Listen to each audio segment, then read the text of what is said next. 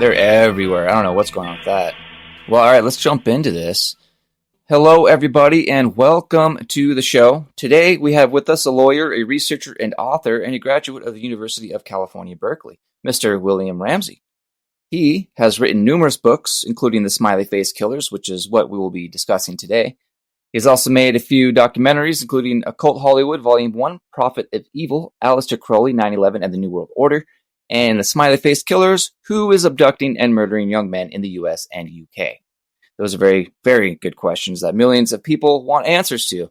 And William Ramsey also has his podcast, William Ramsey Investigates, which is in the top 0.5% of podcasts in the world. So congratulations, Mr. William Ramsey. That's awesome. And we advise everyone to go and check that out wherever you listen to podcasts. William Ramsey, welcome to the show. Thank you. Thank you for having me. So why don't you just start with tell us how you got into your own investigation. Like, how did you get to where you are? Where did you start? I mean, I think it has to go all the way back when I was researching my book, Children of the Beast. I kept seeing these smiley faces in common culture. So I saw them with Alan Moore, who's a half known magician, right? He's into the occult. And his, show, The Watchmen and Fight Club, and in kind of common music videos and things like that. So it was always in my mind. And then when I was researching that, I was like, hey, I thought it was this. I remembered there was this whole Smiley Face Killers. It was called the Smiley Face Killers because the original two researchers, Gannon and Gilbertson, correlated this disappearance and death of young men who later are found in water with this symbol of the smiley face. So I thought it was kind of an urban myth, and just kind of put it onto the back burner in my brain. And then I started following on Facebook. There was a Smiley Face Killers page, and then also a researcher by the name of Jim Smith. And then I followed a case that happened in Columbus, Ohio. His name was Joey LaBute, and he disappeared out of a bar, not to be seen. And I said, if this guy's found later in water, I'm going to freak out. This is going to be like confirmation that this phenomenon happens. And sure enough, 19 days later, he was found in the Scioto River in a previously searched area. So somehow he got there. And that was really how it clicked for me. So then I went on this really intense research jag. And this is like 2016, so it's hard to believe it's 8 years ago. And that was the result of that was a 3.5-hour documentary that I made called The Smiley Face Killers, Who's Abducting, Torturing, and Murdering College-Age Men in the U.S. and U.K. And I cover, I think it was almost like 88 cases or something, like some 120 cases. Wow. All throughout that one documentary, which you can see on my Patreon. You just have to pay $5 and you can watch all 5 of my documentaries actually for free after you pay that. So that movie's been on Amazon. You can watch it on Amazon too, I think for $2.99. It's not like super expensive. But that was kind of where it clicked, and there's kind of a smaller community of people who've researched these cases, and I talked with them and shared a lot of information. Then I put out another documentary in 2020 called The Smiley Face Killers, The Global Slaughter Continues. And then just last year, I put out a book titled Smiley Face Killers, Investigating Suspicious Water Deaths of College-Age Men in the U.S. and the World. And so, actually, that was this year, 2024. I just put out a second version of it. So many things had happened that I added another 50 pages to a book I just published. Yeah. So, really crazy stuff. Yeah. So, so that's kind of the short end of it. I mean, in my new book, I have 375 cases of this similar phenomenon. Very specific thing.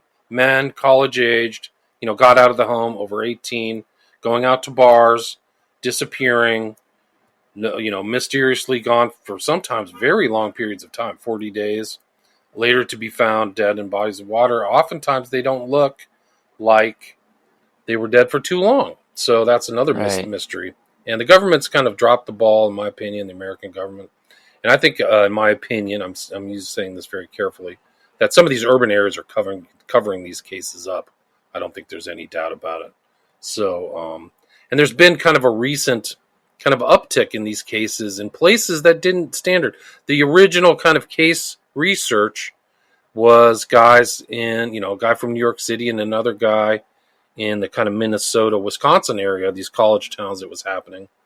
But now that people are watching, there was a huge kind of spike in water deaths in Austin, and it made the national media, and a lot of good documentaries and some kind of YouTube, what you would call YouTube influencers, are covering this case. Like I think his name was, I think he's from the Northwest, Pereira, Olvera, I think is his last name.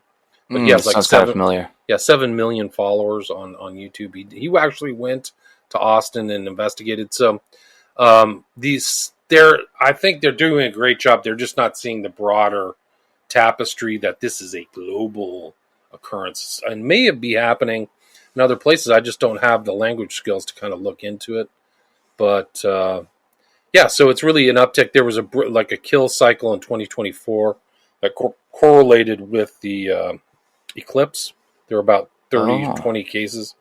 That's 2024, and so and there was another SFK kind of style killer that was caught in the UK and went through trial and was convicted of committing an SFK style case. So there's a lot going on. That's interesting. Yeah, I was going to ask, like, have there been any suspects arrested for SFK specific deaths? Absolutely. So this guy is a transgender. It's so strange. It's really one of the strangest criminal cases you could ever hear. And it was in 2021, just as COVID lockdowns were easing, there was a younger guy. He was 30. His name was Jorge Carreño. He was from Spain. He was in the UK, in Oxford, right? That's the university town. And he was drinking with his buddies. He got separated from the group. He was just downtown by himself, drunk, at 4 a.m. or 3 a.m., and some guy walks up to him, and a lot of this is captured on CCTV.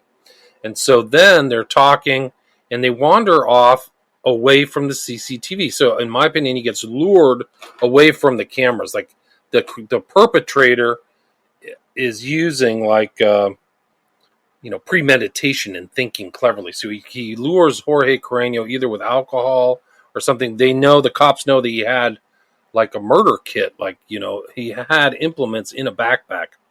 And so he lures him out and lures him away into this kind of river area. And they know that he's alive for about a half an hour because his cell phone dies at a certain spot. It gets submerged in water. So they think that something happened and then he was drowned in this. Well, they didn't know. So what happened was in 2021, the police said, we don't know who this suspicious man is, but this guy's drowned, Jorge Carreño. So, and in a almost like a pond, I think you could stand up and survive, right? So it's very suspicious. 2023 rolls around, and there's two transgenders. This is kind of an international character of this thing. There's a transgender guy I can't confirm whether he was in Colorado or Austin, Texas at the time, but he calls the UK police and says, hey, there's a guy who lives in Oxford who admitted to killing Jorge Carreño. And so they went and interviewed this guy, and he told the whole truth, and it uncovered that this was not an accidental drowning. It was an intentional homicide by a transgender man to woman who goes by the name Scarlett Blake. And it's just an incredible confirmation of this. I mean, for me, if somebody's been studying this for 10 years, confirmation that somebody's actually engaged in these premeditated murders. And when they found out about this guy, he had killed a cat and cut a cat into pieces. He was an admirer of this other Luca Magnotta. Oh, man. Yeah, right. And also, after he had committed the crime, he went to the crime scene and took pictures and was online talking to people, investigating the case under a different name. Wow. So super creepy behavior. Yeah, super dark.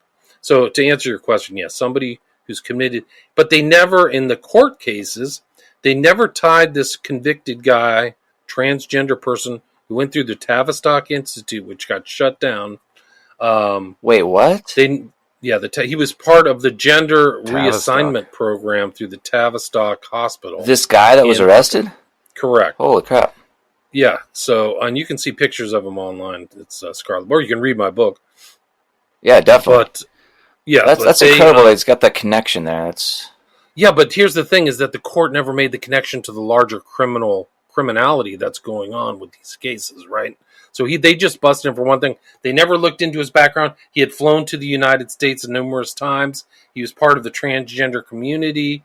He had different online profiles, and none of that came to the surface. And they didn't do any further investigation, as if he might have killed somebody else. Like, wow, it's dude. incredible. They just busted him for one and put him in jail for the rest of his life, and that's it. So that this is like to elaborate on your question. There may be other people who've been convicted of crimes similar to this who never got busted for other murders. Oh yeah, Right. I mean that MO, the way it was played out, it really sounds like from what you're describing that yeah, that's not my first rodeo right there. I've done this series of strategies before in some form to lure people, and I'm used to it. Like it seemed like from the way you were describing how it happened, it seemed like they were very well adept at it and practiced. Right. I mean, that's what's going on. See, I've always surmised that there's communication online in either like fetish groups or BDSM or transgender, that they're communicating and talking about the MO and how to commit the perfect crime. So I think there's other criminals who try to commit either the perfect financial crime or the perfect murder. Like there was these two couple gay guys in Chicago who tried to commit the perfect murder. So maybe somebody's online and sharing tips and MOs, and that's being played out all over the world. I mean, it's really, I think that this is the most incredible true crime cases in the 21st century. I'm not joking. Like there's so many deaths and so many things have gotten away. The police have been clowned so many times, and the medical examiners have overlooked facts and evidence and not shared it with the public. But I do like it, to get to your point. I think it's that somebody knows this MO and is implementing it. Because this has been going on since the early 90s, right? I mean, it's the known cases that kind of came out. The first one is a guy, Patrick McNeil, 1997. And it coincides with the rise of the internet. So there may have been other cases in the past that were just typed up to accidental deaths or something, but never made it into the public consciousness or the internet. But like that's where it goes back. And I think, I've been talking to other people, these types of cases may be going back for a long time, just calling them accidental drownings. Yeah. But I think the internet, something about the internet allows people to see things in a time and space and then compare notes and things so that you could put all this stuff together. So I think the internet, the good side of the internet, I guess, is that these cases get memorialized and then people can kind of pick it up. Like I picked up Patrick McNeil from Gannon and Garrison, not Garrison. Gilbertson. Gilbertson, thank you very much. Gilbertson's research. So. Oh man, this is crazy. Because like as of 2019, there were at least 70 deaths connected to the smiley face graffiti. Like, how many are there? Yeah, I know. Well, like I said, I had 375. Like I've got 375. I have an index in my book, so you can just look at the cases. You can actually look them up online. There's actually a really good researcher, and I dedicate an entire chapter to him. And he has a website that's still up. It's called Footprints at the River's Edge, and you can just see all the cases he's accrued. It's incredible. I think he has 100 or 200 cases alone on there. Yeah, I found one on Web Sleuth as well, and it's got 1, 2, 3 victims. Charles Blatz, Anthony Skipton, Nathan Kapfer, and then 14 months pass, and then Jeffrey Geezy, 24 months pass, Ken Christensen, Christopher Norby, 10 months pass, more victims, 2 months, more victims. So it's like they find people. But those are just come to the attention of the public. Like there's some cases, I'm still adding cases to my I'm list, sure it'll never stop. And that's the thing, because there's so many copycat killers, right? So how can you differentiate if this is actually like a real smiley face killer victim, or if it's just somebody copycatting that has nothing to do with smiley face killing? Right, like they're not part of the group or they're emulating it. I think in Chicago, it used to be like there was usually kind of like a victim group that was all white, largely white. And so people thought it was like, okay, somebody's either doing things to white people or something like that. In Chicago, there's been an inordinate amount of African-American victims. They just had one pulled from the river yesterday, actually, a Whoa. 30-year-old guy. And so I think somebody might, in my opinion, looking at the evidence, somebody in Chicago took this MO and maybe involved in a racist type of smiley face killing where he's targeting black people and killing them. That's interesting. Or racial hatred, yeah. This case is going to drive me crazy. Just because there's just too many angles. Like, because at first was it mainly white people that were dying first? Yeah, I mean, I think it was largely all white men. Like, I mean, I think there was maybe one outlier. There was an African-American guy, maybe one Latino. Now, strangely, a lot of people from India, right? So not American Native Americans, but Indian people. A lot of them popped up in Toronto and Vancouver and Austin. There was a couple. So it's something. It's morphed and Yeah, it's just taken on so different weird. shapes. Yeah. It's like, okay, we're going to go after white people now. Everybody, we're going after white people. The next, all right, we're going after African Americans. All right, we're going after the Latinos. And then, like, that's their prerogative, I guess. I don't know. That's so weird. Well, I mean, much like transgenderism is basically an aversion of the right as the base genders, and you've also got this racism killing being an inversion of racial harmony. It's an inversion of people's standard harmony. No doubt. Because I'm starting to realize all these things being pushed they represent inverting the harmonious version of it. So you're seeing discord in, people's identity, and it's being expressed in different methods or means, sorry. Right. So I'm wondering,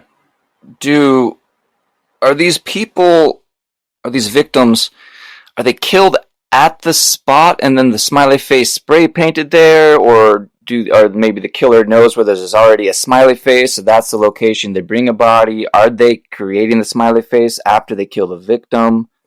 If you read the original kind of book by Gilbertson and Gannon, it's called Case Studies in Drowning Forensics, and they have the actual pictures of the smiley faces, and there are other cases too.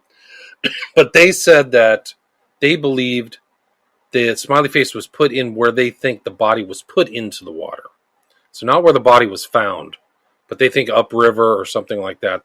Some were very obvious. Like I think one of the cases in there was a huge smiley face on the asphalt on the ground, on the road. Like it's very apparent, and it's in red. They're all the same color. So I think, and even some of the recent cases, I mean, their smiley faces, Zach Marr. I mean, I can think of all these other ones offhand. There was one out North Chicago, in between Milwaukee and Chicago. I can't remember what city, but his name was Seamus Gray. And you don't know if somebody's copycatting this too. Right. But he was a young, healthy guy, acting strange after leaving a bar, walked home alone, the classic MO. He's out by himself. He's on CCTV. He walks away from CCTV, disappears. The guy was like a merchant marine. So he was young, healthy, and a good swimmer. That's one of the odd things, is these are probably the least likely people to drown. And then he was found kind of in a previously searched area. And these are all, when these guys disappear, most of the time the family flies there. They're looking around. They get a PI, and there's just a whole, pamphleteers, posters, dogs, police, helicopters, almost every single time. But Seamus Gray was not found, and then found in a previously searched area. And in that area, there was a red smiley face. This is last year. Just last year. So maybe it's a taunting thing. And like you talk about anti-harmonious, like maybe this is some form of asymmetrical warfare. Like they're literally going after people just to cause pain and suffering. I don't know. I don't know how whoever's doing this is obviously not thinking in a normal set of normal mode. Oh yeah. And all these cases, warped here's mind one thing for that's sure. interesting. All 375 of these cases always happen at night. There's never a day abduction. There's never a day somebody gets abducted and then found. So something's going on. And you read some of these cases, like people like Berkowitz, or everything that went down in Moscow, Idaho, over by you guys. That guy Koberger used to drive around in the middle of the night. Like he would be driving around just stalking and doing weird stuff, like over and over. And there's actually an associated, they call them the Moscow Four, but there was a smiley face killing that happened very close, in my opinion. And the kid's name was Hudson Winslow. And he was found about 6 months before the girls were, the four were found, right? I'm sure you guys know this case. The Koberger, yeah. Yeah. And there was this guy Hudson, who was found and on the side of a riverbank, and they just chalked it up to a drowning. It's totally crazy. Hudson Lindau, 19. And you should go look at the so-called creek that he died in. It's a joke. Like, you couldn't drown, it would be a challenge to drown there. Like, you had to get up. So God. Look up the Hudson Lindau case. I mean, it's really something else. Hudson Went Lindau? missing April 30th. Yeah, Lindau. Lindow. You can look it up right now. Disappeared April 30th, found May 1st on Paradise Creek. Let's see this. Right outside of Greek Row in Moscow, Idaho, yeah. So it's kind of interesting that even the smiley face is inverted, because the standard smiley face in popular culture is usually, yellow colored. So a red smiley face would indicate more hostility, aggression. I mean, red is associated with visible blood, which is also associated with violence, of course. So, and yet at the same time, when you're killing somebody or if you killed somebody by the drowning, it wouldn't be terribly violent. But since this is a ritual sort of thing, maybe that's not. I wonder if they died that way or not. But the thing I wanted to ask specifically was the smiley face themselves. I mean, obviously they're serving some kind of ritualistic purpose, putting it out probably beyond just taunting, I think. But do you think the placement of the smiley faces, where they're actually picking to dump them, do you think that serves some kind of ritual purpose too? Like they're targeting these spots, or are they just designating, I dump the body here and mocking them, and that's part of their ritual of effectively humiliating the authorities? I think it's an inside marker, like gangs and people and other people have markers, so they're letting people know who are on the inside who've been initiated. This was my calling card, right? Whereas the other people are like, oh, so exoterically, that's just a smiley face, haha. So there's a esoteric meaning, and clearly there is. I mean, it goes, all of the smiley faces involved in the common culture and all these artists and things like that. Like, go look at Ed Sheeran's Bad Habits. So, I mean, they're obviously using it in an occult purpose. And somebody's there's been other people say it's a sigil, it means laugh through tragedy, it has a deeper meaning than just a happy smile, like the superficial understanding of that. And I mean, I have a whole chapter in my book on the smiley face in modern culture. It's all over the place in very occult settings. Mm-hmm.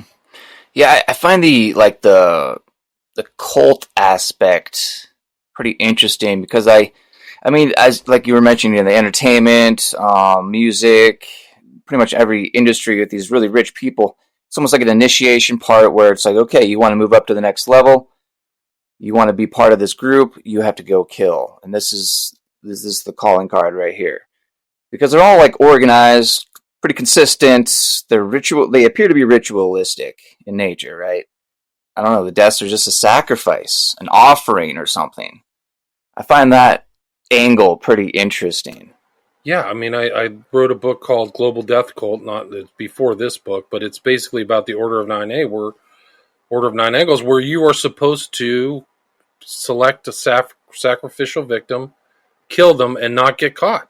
So you're not supposed to overt it. It's supposed to be something you do that you get away with murder. So if this is something similar to that, maybe it overlaps. I don't have that information. I mean, but...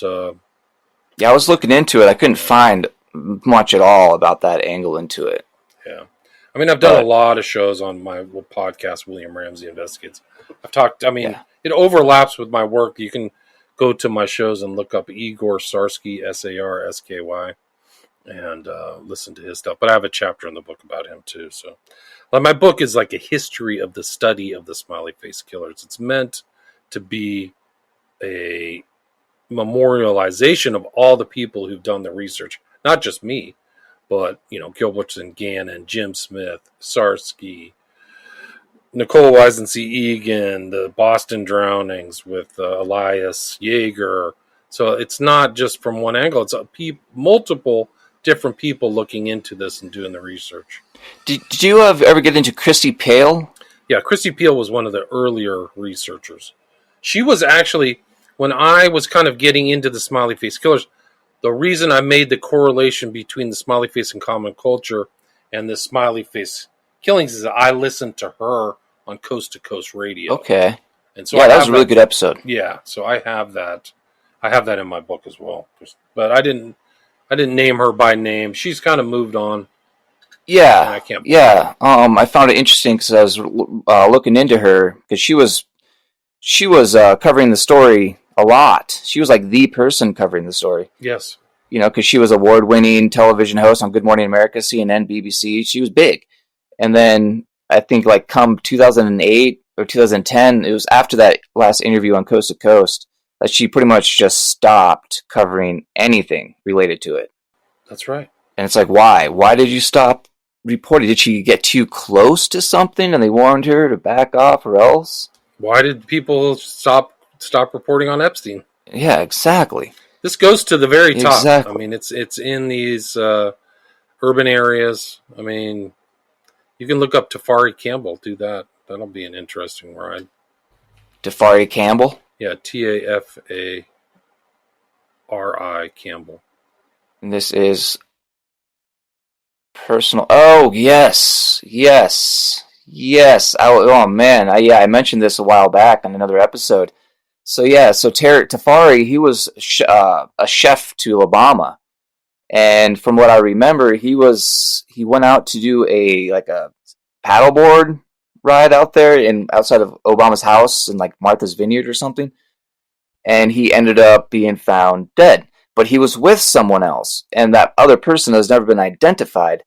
But I know that a 9/11 call was placed from the Obama's house saying that a person was missing, and they were looking for them, and then the next day they found the body. So who was with Tafari? Yeah. Exactly. Why didn't they find the body right away? How does he drown in a pond that's average depth is 4 feet? Why wasn't he wearing an ankle bracelet? Why isn't the ankle attached to the paddleboard that floats? The reason you have an anklet to the paddleboard is so that if you fall off, you can get it back on the board, right? Right.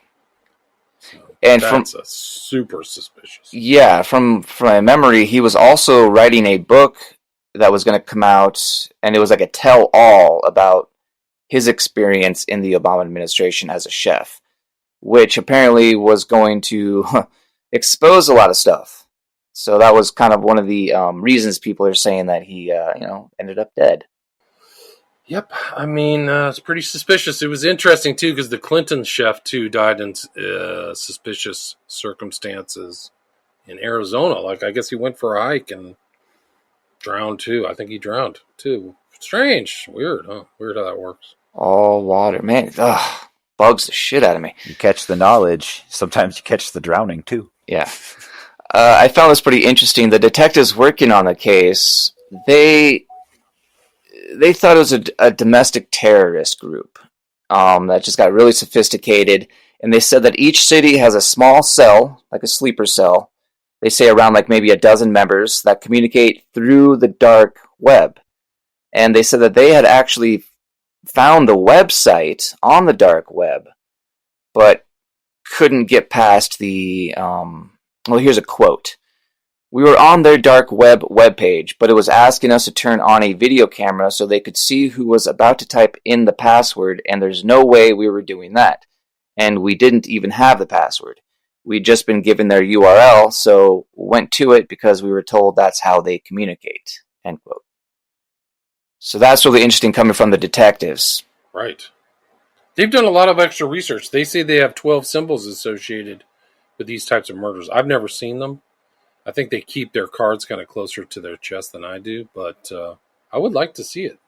So add the smiley face. That makes 13 signs of the true zodiac, with the smiley face being the black hole. I would like to see these symbols. Yeah, I'm curious what the other 12 are. Yeah, me too. Wow.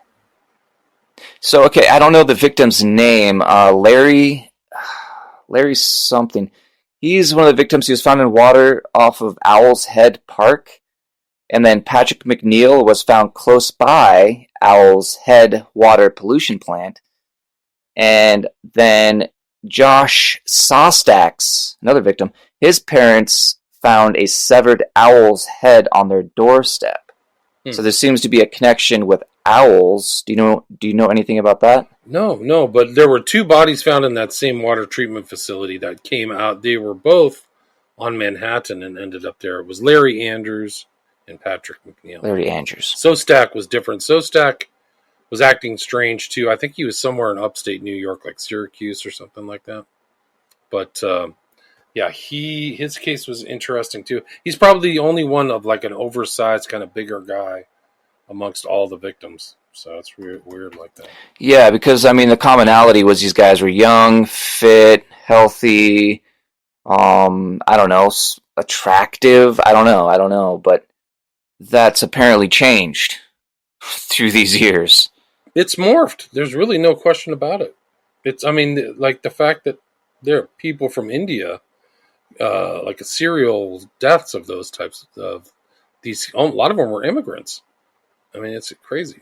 Yeah, when it's so varied and yet seems so targeted specifically in these clusters, it kind of eliminates a lot of the likelihood that this is just one or even just a few people. Yeah, no, it's so lots of them actually. Yeah, it's crazy. What was that thing, cricket there in Chicago? Was it last year or 2017? There were over 1,000 deaths related to water drownings, but only 8.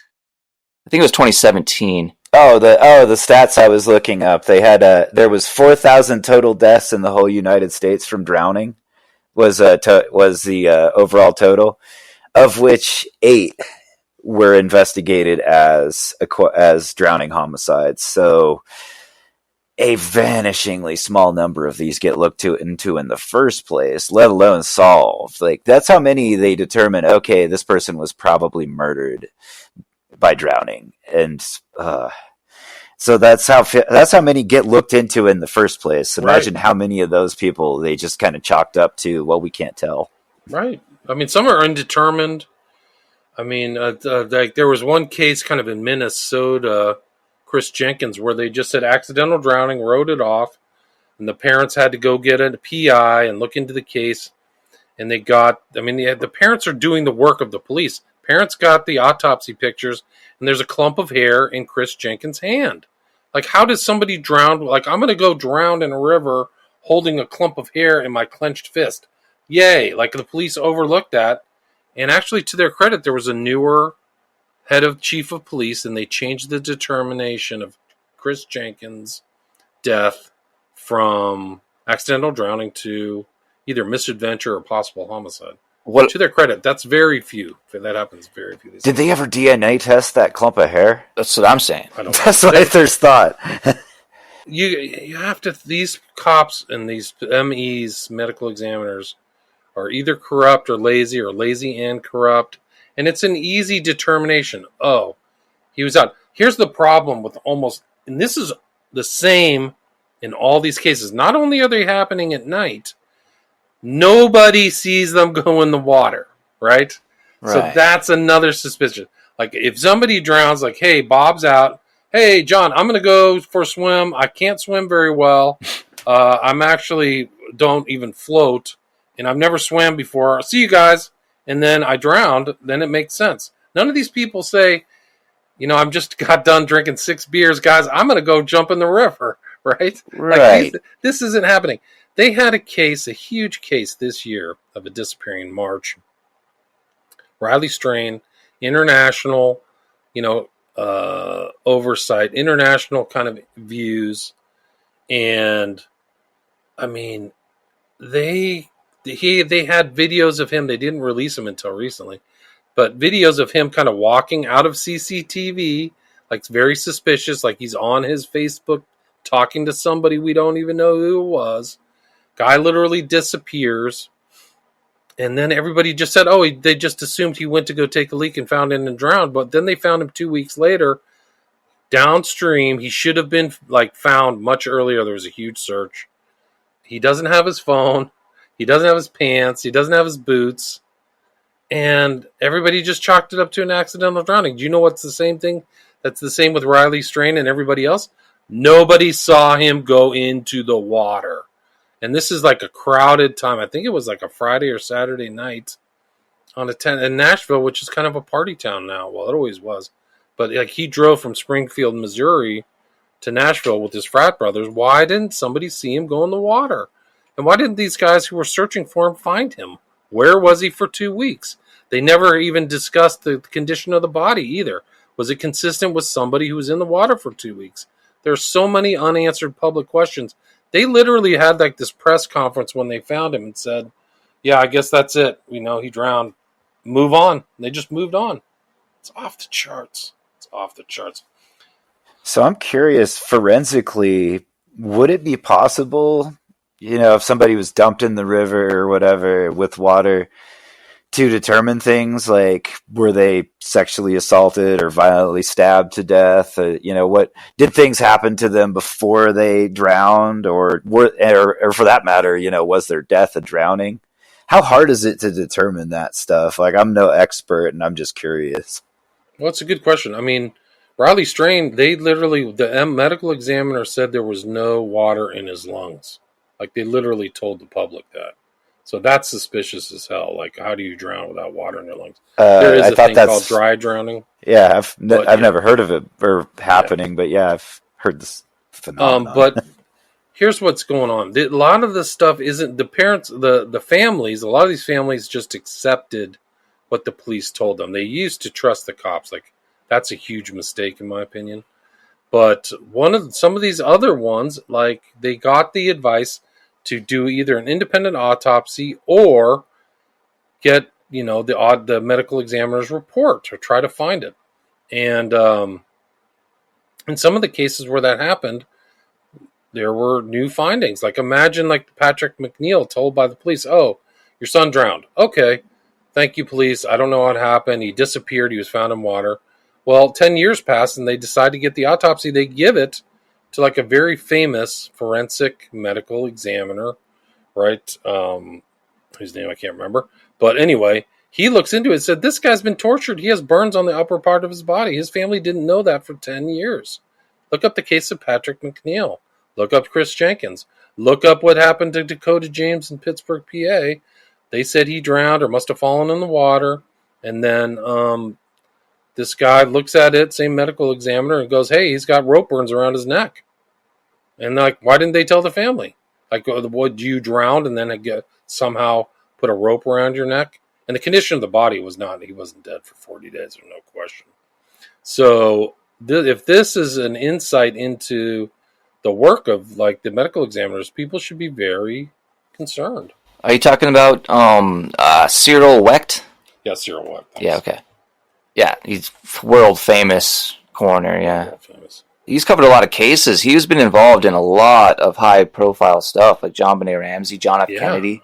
But here's the thing: the guy is super bright. He has a law degree as well as a medical degree, and he's been right about a lot of stuff. He said about John Benet, like, if the police examined her before her death, the parents would have been arrested because she was clearly abused. I mean, those are pretty bold statements. He said a lot of bold stuff, but yeah, he was involved in Kennedy. Wow. He kind of knew the whole Kennedy thing was a bunch of baloney. Oh, yeah. I actually had the honor of interviewing him. Wow. So I have an interview with him, Cyril Wecht, on my podcast. That's awesome. Actually republished it recently. Yeah, it's good. It's good. He goes through all of his cases and stuff.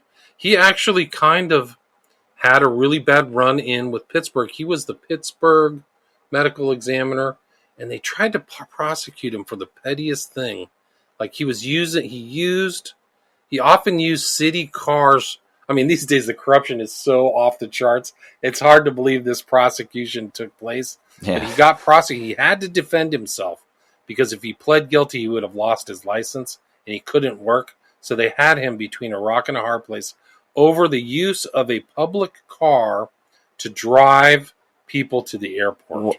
What? And that was the abuse of public funds, like something How? inane like that. So he wasn't accused of like embezzling tens of thousands of dollars or anything. They tried to get him for that, and I think it was political. I have to go back and look at that case, but like when you see the massive, like here in California, there's billions of dollars just missing and no prosecution. Oh, who was the attorney general then? Oh, Kamala Harris. Yeah, I was going to say Kamala. She was a San Francisco attorney general. There's been $25 billion spent on the homeless, and there's still more homeless. It's getting worse. Yeah, they're just stabbing people and killing people all over the place. There was one in L.A. of a homeless person just killed somebody or put him in a thing, and then there was the high speed rail or light rail or whatever.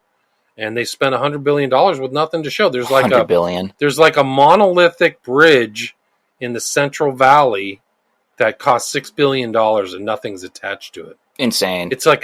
It's insane. It's a testament to corruption and incompetence of levels that can't be comprehended. It's just, I mean, the whole country's being looted because that's what's happening. Yes. It's what's happening in Ukraine is just a huge money laundering scam. 100% money laundering. They admit it, and nobody does anything. Like Merrick Garland's like, "Oh, did you say a naughty word? We're coming to your house. You insulted somebody online. Here comes the FBI." It's a joke. So stupid. It's such a joke. We're almost close to getting nuked anyway. So, I wish you guys well. Gone, and it'll be because of these losers like Kamala Harris and Joe Biden. Yeah. That's a bit of a tangent, but it's just, I think that these cases are happening in an environment of extreme corruption. 100%. And that's why they're not being looked into. I agree. Save your bottle caps now. Get your bottle caps. Just recently, this was just released just 13 hours ago. Mystery as billionaire investor found dead in lake on his luxury $2.4 million estate. So there is an investigation into the mysterious death of a billionaire investor found in a secluded lake. Daniel Rayner, 72, was found dead in Trout Lake near Fertile Valley Road, Penn, Oriel County, following an extensive search involving divers and cadaver dogs. Hey, sounds familiar. Is that Washington? This is Washington, yes. The office received reports of a missing person at the private estate the night before. Sounds like Obama thing. Yep. Responding officers were forced to abandon the search because of nightfall. There you go. Rayner went swimming and just didn't come back, Sheriff Glenn told the minor newspapers. Oh, he just went swimming and he just didn't come back. Case closed. Abandoned the search because of nightfall? It's getting dark. We can't look for people at night, Yeah. The boogeyman is out. It's Sasquatch. Sasquatch is going to get us, yeah. No, I mean, it's like almost like Keystone Cops. Yeah, totally. And they said that no current evidence suggests it's suspicious. They always say the same thing. We, of course, look if there are any signs of obvious trauma or anything along those lines that would be obvious to say that there is foul play involved. We didn't see any in this case, so then we rely on the medical examiner in the coroner's office to give us a manner and cause of death. So it's still ongoing. But, yeah, this billionaire investor. Let's see, I wonder... What was his full name again? Daniel Rayner. That's as much as I see here. Spell his last name. Reiner. No information. Pepperdine University graduate from Spokane.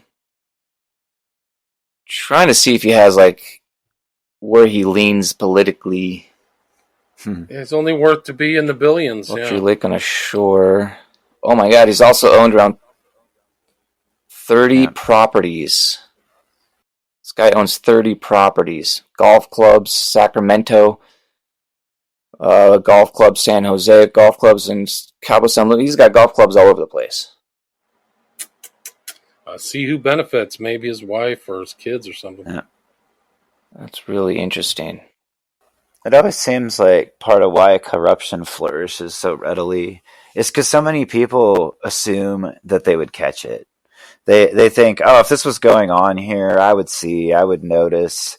They don't realize that so much stuff can happen around them and behind their backs, and without them ever, actually having to sign any bit of paperwork that actually authorizes anything. And so therefore, when they get reports of corruption, they just assume it's false because, well, I haven't seen anything. And it's like, realistically, most people don't pay attention in the first place.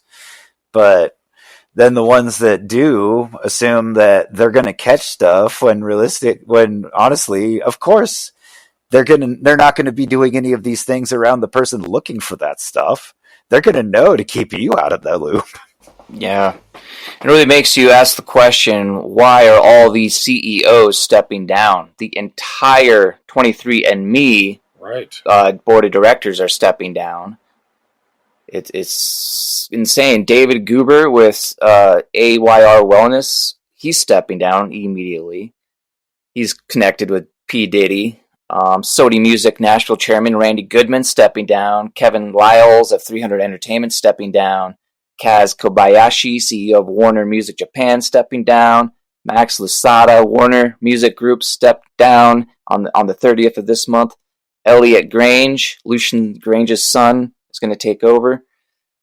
Nike CEO John Donahue stepping down. Doesn't it just make you feel so warm and fuzzy to know they're just like us? I knew this place that was constantly selling booze to minors without carding them and getting popped for it, to the point where they get their liquor license and beer line license pulled. And what did they do? They sell it to a family member who doesn't have that record, and they can have a beer and wine license, and they open the place right back up. So it just makes me feel warm and fuzzy to know that billionaires are just like me. Yeah. They can be corrupt just like us. It's like they have this notion of new face. Oh, well, now we're good. It's pretty incredible. It's pretty incredible. What's your take on that, William? What's my take on what? On all these CEOs immediately announcing they're stepping down after the P. Diddy arrest. They probably got blackmailed or somehow involved in it. That would be my guess. Yeah, they got to be. I mean, because everyone knows at this point that P. Diddy was recording everything in every room of the house 24/7, and he had those freak out parties or whatever they were called. Yeah. Everybody was videotaped. Yeah. Yeah, it's just like Epstein. His house was probably like an Epstein house. And blackmail, and he was a protege, I think, of Clive Davis. Yeah. So he probably learned it from him, and Clive Davis is probably doing the same thing. I mean, I don't have any proof, but I wouldn't be. I mean, I think that's he. I don't know if you know this, but the P. Diddy house is on this. It's probably the most exclusive street in Beverly Hills, which is already exclusive, right? So I think he lives like next to the De Beer family, right? The Diamond Mine family. But it's down the street from the Playboy Mansion, which is also, bugged and villained. Huge honeypot. Good blackmail stuff. And a lot of these guys have like there's like some intel guys somewhere around, So either FBI connection, I don't know. I would expect to find one if I really looked into P. Diddy's background, because he's probably getting protected somehow. Much like Epstein, right? Epstein was very much protected. Oh, yeah. Until it got too overt, people were like, hey, this guy's really bad. He's doing horrible stuff. So I think the same thing about P. Diddy. I actually have a picture of P. Diddy talking to Obama. Oh, plenty of them. So, yeah. Lots of close. A lot of parties. Lots of parties. They were going back and forth between letting him out. Same with LeBron. Nobody parties like a P. Diddy party. Just that's what LeBron said. LeBron James said that? Oh, I thought Obama said that. I think they both might have said that, And I mean, Obama's bathhouse marauding is known, his men's club and all that stuff. Bathhouse Barry. Bathhouse Barry. I'm trying to find P. Diddy had his second hand man or whatever, his right hand man, a woman. I can't remember her name. She apparently was the one going around and pretty much forcing people to do drugs at these parties. Oh, wow. And Kim Kardashian is also figured as being one of those same people. She would walk around at these freak-out parties and drug people's drinks. And, yeah, man, there's a lot of stuff coming out. J-Lo. is at these Gee. parties. There's video of her doing it. Yeah, dosing people really takes the fun out of drugs, I tell you.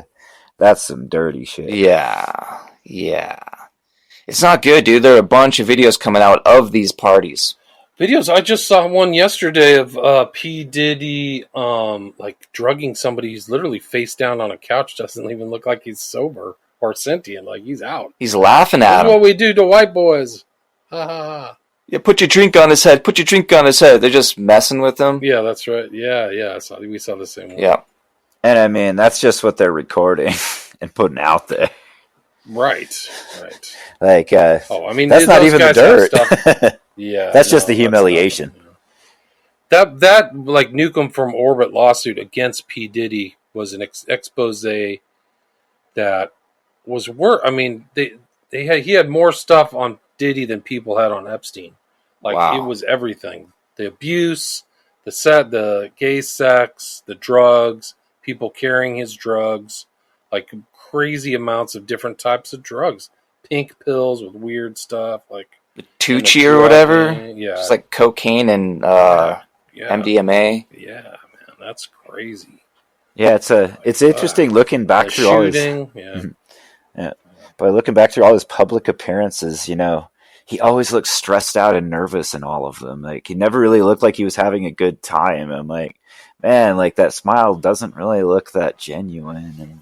And I do a lot of times he just straight up frowning, like doesn't look happy at all to be photographed, let alone to be at the party. And it shows, I think that this is actually kind of standard practice in Hollywood. I don't think he's an outlier. And I think that there's a lot of these entertainment companies are run like mob things that involve murder, money laundering, blackmail, all kinds of nasty stuff. So, a lot of these other companies do that. And a lot of the films are notorious for like money laundering or inflated budgets and things like that for weird stuff. They call them different stuff, but that's like, you know, the star's cocaine budget, or literally like if there's stories about like, oh, so-and-so has a masseuse. That's the prostitute who's supposed to be around for the celebrity, you know. They just call it something different. Right. Oh, personal assistant for Mr., you know, so-and-so. I'm not going to name names, but those are like rumors and stuff like that. So it gets pretty dark. So I found her. I found the name of the woman I was talking about. She is Combs Enterprises Chief of Staff, Christina Coram, who he said was his right hand. She was a master manipulator in chief, is what people would call her. She was the Ghislaine Maxwell of Sean Diddy Combs' enterprise. Seems like an apt description. I mean, up until he got hemmed up, how many people even knew Ghislaine's name? Hell, how many people know her name now? Yeah, I don't think she was. I mean, I think she was known within her elite circle that she spent time with, but I don't think any of the public really knew her or knew how bad it was. I think she's probably one of the greatest spies of all time. Oh, yeah. Who was her dad? Robert Maxwell. Yeah. Owned the media. Yeah. Okay, so Sean Combs is in prison. His registered number is 37452-054 in Brooklyn, MDC. So if you care to write to him, feel free. It's like, is he James Bond? No, he created the article saying James Bond didn't actually kill all those guys. Right. Well, back to the cases here. I wanted to ask about the Todd case. Todd Geib? Todd Geib, yes. What happened to here? Because this is a really strange one. Yeah, that was one that took place in Michigan. So he was in, I think it was like outside, in some lake. It was outside, it was south of Grand Rapids. I'm trying to think where it was. It was like Kalamazoo-ish area. There was a lake that he was at. He was at a party. Obenhall Lake. Obenhall Lake. He left the party, disappeared. There was like insignia, you know, on some tree somewhere. And then he was found in the water upright in a strange way with his head out of the water. So he was dead. And then when he died, they buried him, and somebody went and put a smiley face on the gravestone. Oh my God! There was another case around there too that I covered. A kid whose name I don't remember offhand, but There was an insignia. Do you know what that was? yeah, there was a smiley face. It was just a smiley face? Okay. So in that case, it was the yellow one. Well, where they found Todd, the area was searched thoroughly 3 times with as many as 1,500 volunteers. And when they found him, the death was, undetermined, and then another autopsy was carried out. And he had been dead for only 2 or 5 days, despite being missing for 3 weeks. So he was kept somewhere and kept alive. And when they found him, there's no water in his lungs, so he didn't drown. Yeah, that's a weird case. And, standing upright. Yeah, that was so another. Weird. Yeah, standing upright. That was another one that Cyril Wecht looked into as well. The second autopsy, yeah. So those second autopsies are very important. It's almost like there should be a second autopsy on every suspicious death, right? Right. Yeah, Casanova is where the city that he was supposedly in, north of Grand Rapids. Which one do you? In your opinion, which victim in this case is the strangest? Like, just out there for you? Well, they're all pretty strange. There's a bunch of different ones, but I would say that there was one guy by the name of Colin Finnerty who died kind of close to Big Rapids, kind of close to this is actually West Michigan. But what's interesting about him, he was like a great football player. I think he was a Tier B college football player, won the national champion 2 years in a row as quarterback. But he went out like hunting or something in Baldwin or near Baldwin, and said somebody was following him, disappeared, huge search, the whole story, couldn't find him, and then he was found in a very obvious place. But what's interesting is somebody went and not even here, they actually sent me something about Finnerty. Oh, so Finnerty, like the weird thing is that he was missing, right? So you're like, where is this guy? But somebody did this whole thing where they do the not the astral travel, but they were in Europe, and they basically, it's kind of almost like scrying. They tried to go into what he was, but they said, according to this, like almost like a psychic. I have another psychic, actually, Sloan Bella, who talks about some of these cases. Remote viewing? Yeah, remote viewing. So they remote viewed it, thank you. And they said that he was taken to 3 separate places, and in the last place, it's almost like somebody was pouring water, like they were water torturing him and making him not breathe. And so it's consistent with this kind of like fake drowning, like somebody's premeditatingly drowning these people in separate areas and then dumping the body. And it's almost like they just did it just to do it. Like there was no motivation, and it was a group. So that Colin Finnerty case is really something else. I have a full chapter on that remote viewing and what the remote viewer saw. The remote viewer was in Europe and knew nothing about the facts of the case. I stand behind that, man. I really do believe in that. People can remote. We just did that episode about remote viewing and stuff. Yeah, that was a couple episodes ago. We were talking about the Gateway Project and Focus 15 and 21 and all the that. The CIA's programs. Going into the past and clicking, and particularly clicking out, like you're talking about, where you can go and view events that you were a part of, but not from your perspective, or events that even beyond that, and viewing events you had nothing to do with. That was an amazing one too. That whole rabbit hole. So I was curious if there's some kind of connection here to overall rave culture, because I see smiley faces, the iconography, and there's that.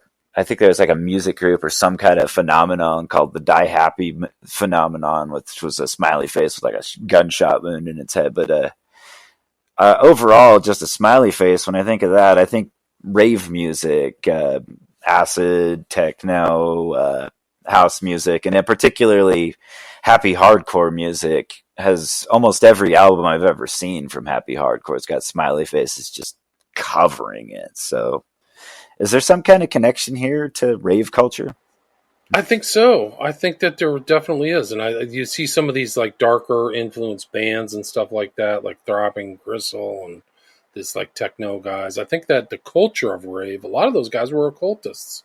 They were definitely trying to like have alternate universe type parties with a lot of drugs, and so it makes perfect sense that the smiley face is associated with it.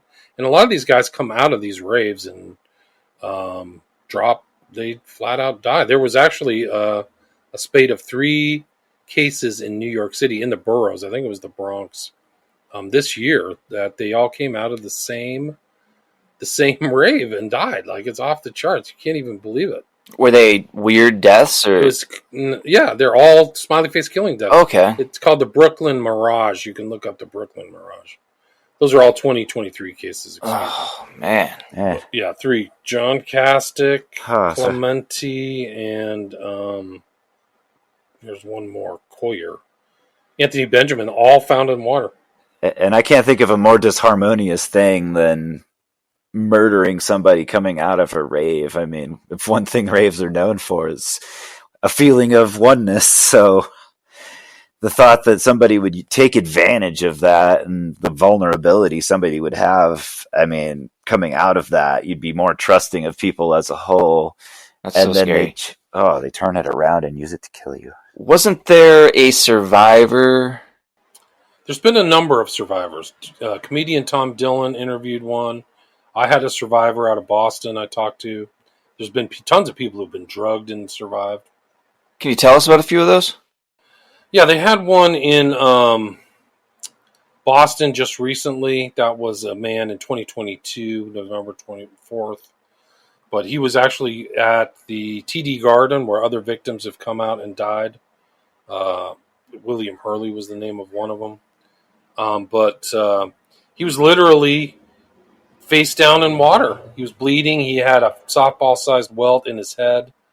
His ear had been partially ripped off, but he was literally survived. And what he was. This is from the Bad Brain podcast. You can literally like talk. Listen to this guy talk about his experience. He knew he only had 2 beers, so he wasn't drunk. He just doesn't remember anything. He was by the water's edge. And when he was pulled from the water, there was somebody there that they never interviewed. There was literally another guy who wasn't there to like rescue him, but was something else going on. So they never interviewed, never followed up with this guy, who they have a picture of. They have a picture of him? Yeah. Have we seen it? Have you seen it? Yeah. Oh. Yeah, no, it's on the... You can just look up... You can probably just go to my book and look up the links, and you can see the picture. Of the suspect. Well, the thing is they never said he was a suspect. Right. That's the whole problem. But I would say that'd be the first person I want to talk to and find out about who that person is. 100%. Yeah. Just another... And go listen to this Bad Brain podcast with the kid. I forgot his name. He's a young guy. But they're like, who's that guy? Who is it? They're like in shock that the person who was with the victim was never interviewed and nobody knows his name. Yeah, it's a bit weird. Yeah. How is he not even a person of interest? As in, I'm interested because you might know what the hell happened. Right. It's standard police protocol to question the last person that was with someone. It's unbelievable. That guy was right there. It's truly unbelievable. Like, I'm literally looking at the link right here. NBC Boston. Can you send it in this chat here? The picture. Yeah. Live stream chat. Copy that. 18-year-old leaving Celtics game. Hears screams for help. Saves man drowning near TD Garden. Finn Connor was walking with his dad to their parked car when he jumped into the water to help a man in distress near TD Garden. So it almost sounded like this was a failed attempt. As in, they tried to abduct him, and then when that failed, just tried to drown him. And then, well, just were kind of there once they were pulled out. That's the really crazy thing. How much power do you have to be for them not to be curious in you at that point? Yeah. This is crazy. So the teen sprinted to the locks next to the Massachusetts State Police barracks where he saw another person was already there trying to save the stranded man from drowning in the water. Trying to save the stranded man from drowning in the water. And that's when Finn Connor jumped into action to lend his support. Yeah, it's unbelievable. He was in the water trying to support him because he was unconscious. I see both of them, and then I run down the bank, get in the water, and try to get out to them.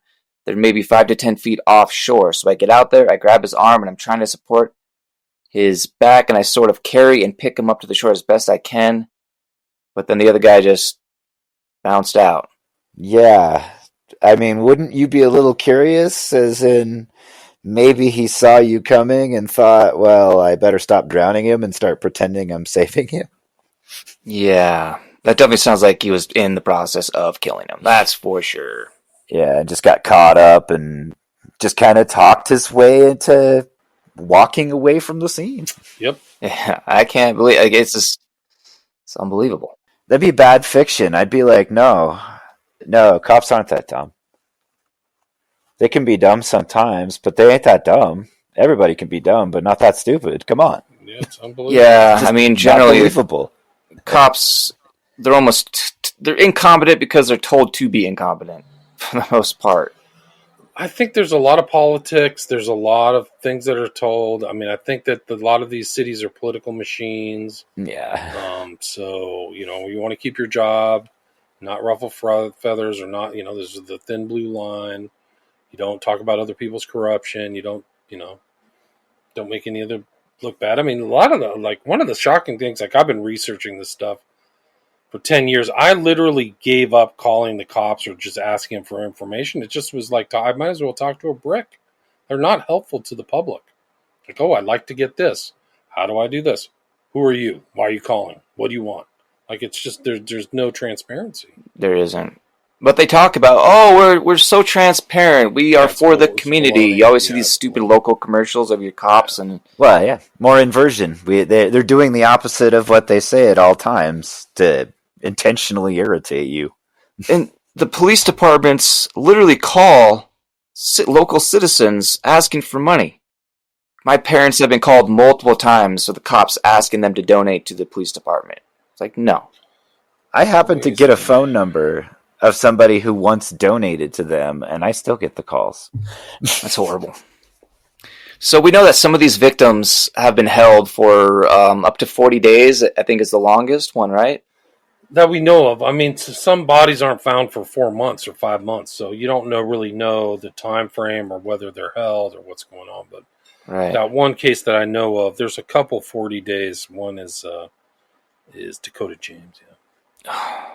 Dude, no, because when I read about these things, I always put myself in the victim's shoes to just be there and try to figure it out, and it's when it's like that, when a killer takes you, kidnaps you, and holds on to you for X amount of time, and then, your inevitable death is coming.